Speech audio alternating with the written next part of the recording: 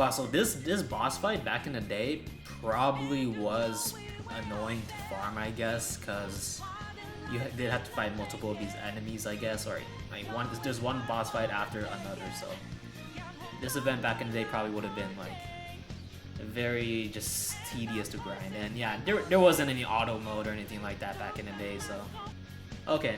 So I guess we skip. Oh, okay. I mean, I guess yeah. You don't fight all of them. I guess you just fight. You choose which one to fight, and then you move on to. Oh, that's it. Wait, what?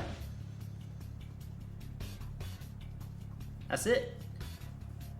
Oh wait, no. This is the very first event with STR Omega Shenron. I thought it was gonna go from physical Sin Shenron into STR Omega Shenron and then physical Omega Shenron. Okay.